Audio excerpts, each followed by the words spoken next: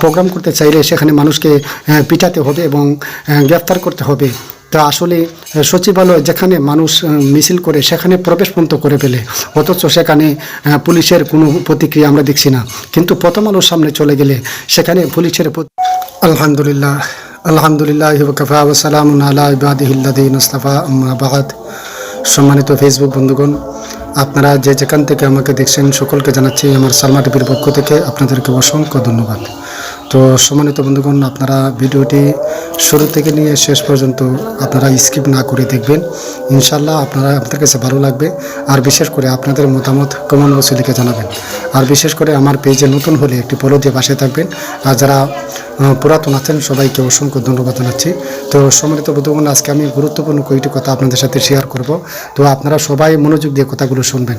তো সম্মানিত বন্ধুগণ, আজকে আমি আমাদের বাংলাদেশের যে হাতে গোনা কয়েকজন যে ওয়াজের জগতে বড় বড় হুঙ্কার ছাড়েন হক্কানি আলেমদের মধ্যে থেকে, এর মধ্যে একজন হলেন আলী হাসান উসামা সাহেব, আল্লামা আলী হাসান উসামা সাহেব।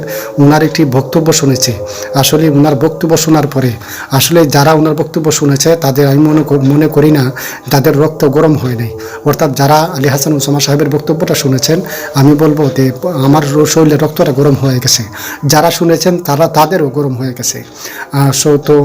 তো তিনি কি বক্তব্যটা দিয়েছেন সেটা হলো, যিনি আমাদের বাংলাদেশে যতগুলা দালাল মিডিয়া ছিল এর মধ্যে অন্যতম ছিল ডেইলি স্টার এবং প্রথম আলো। এই দুইটা পত্রিকা এমন দুইটা পত্রিকা যে দুইটা সম্পর্কে সারা বাংলাদেশের মানুষ সবাই জানে। তারা ভারতের দালাল মিডিয়া, অর্থাৎ তারা সদা সর্বদা ইসলামকে কলুষিত করার যে ষড়যন্ত্র তারা করত এবং উলামায়ে কেরামদেরকে জঙ্গি নাটক সাজিয়ে মানুষের সামনে উপস্থাপন করত। তো সম্মানিত দর্শক, আপনারা জানেন বিগত সরকারের আমলে বিগত সরকারকে তারা এইভাবে পাও চেটে তারা এই দালাল মিডিয়াগুলো তার সময়টা পার করেছে এবং উলামায়ে কেরামদেরকে হেনস্থা করেছে। হাতের পায়ে জিনজির লাগানো হয়েছে শুধুমাত্র তাদের কারণে। তো সম্মানিত দর্শক, আজকে আলী হাসান উসামা সাহেব সেই ডেইলি স্টার এবং প্রথম আলো পত্রিকার বিরুদ্ধে যে সুচ্চার ভূমিকা রেখেছেন, যে কথাগুলো তিনি বলেছেন, যে আসলে শোনার পরে আসলে নিজের শরীরটা গরম হয়ে যায়। তো সম্মানিত দর্শক, এইভাবে যদি প্রত্যেকজন উলামায়ে কেরাম যারা ওয়াজের জগতে প্রতিনিয়ত প্রোগ্রাম করছেন, মানুষের সামনে কথা বলছেন, তারা সবাই যদি সেই মিডিয়া সম্পর্কে কথাবার্তা বলতেন, বিশেষ করে প্রথম আলো এবং ডেইলি স্টার যে দুইটা ভারতের দালালি তারা আজীবন করে যাচ্ছে, বিগত সরকার আমলে তো তারা করছেই, বর্তমান প্রেক্ষাপটে তারা ভারতের দালালি করছে। সুতরাং আমি বলবো যে সমস্ত বক্তারা ওয়াজের মাঠে ওয়াজ করতেছেন তারা সবাই যদি ব্যাপারে সজাগ দৃষ্টি রাখেন, তাহলে অচিরেই এই মিডিয়াগুলো আমাদের বাংলাদেশ থেকে পলায়ন করতে বাধ্য হবে।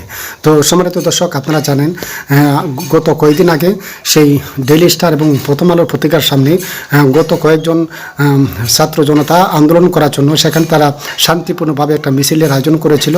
কিন্তু সেখানে কী ঘটেছে, তাদেরকে মিছিল করতে দেয় নাই, সমাবেশ করতে দেয় নাই, ডেইলি স্টার এবং প্রথম আলোর সামনে তারা কথাবার্তা বলতে দেয় নাই। পুলিশ বাহিনী তাদের উপর টিয়ার সেল নিক্ষেপ করেছে এবং কেদানিক গ্যাস নিক্ষেপ করেছে, এমনকি অনেকজন মানুষকেও তারা গ্রেপ্তার করেছে। তো সম্মানিত দর্শক, প্রথম আলো কী হয়েছে, এমন গুরুত্বপূর্ণ বিষয় হয়ে দাঁড়িয়েছে যে সেখানে কোনো মানুষ প্রোগ্রাম করতে পারবে না। প্রতিক্রিয়া এবং সেনাবাহিনীর প্রতিক্রিয়া আমরা দেখতে পেরেছি। তো সম্মানিত দর্শক, আপনারা সবাই সেই দালাল মিডিয়ার বিরুদ্ধে কথা বলবেন, যাতে করে আমাদের বাংলাদেশের তৌহিদি জনতা, উলামায়ে কেরাম, মুসলমান সবাই যেন আপামর তৌহিদি জনতা এই প্রথম আলোর বিরুদ্ধে সোচ্চার ভূমিকা পালন করে। আর বিশেষ করে আমরা যদি সবাই এই প্রথম আলোর বিরুদ্ধে যদি সোচ্চার হতে পারি, তাহলে অচিরেই এই দালাল মিডিয়াগুলো, বিশেষ করে ডেইলি স্টার এবং প্রথম আলো, এই বাংলাদেশ ছাড়তে তারা বাধ্য হবে। তো সম্মানিত দর্শক, আজকে এই পর্যন্তই। আপনারা সবাই ভিডিওটি শেয়ার করে সবার মধ্যে ছড়িয়ে দেবেন। আর ভালো লাগলে আপনাদের মতামত কমেন্ট বক্সে লিখে জানাবেন আর শেয়ার করবেন। ধন্যবাদ সবাইকে। আসসালামু আলাইকুম।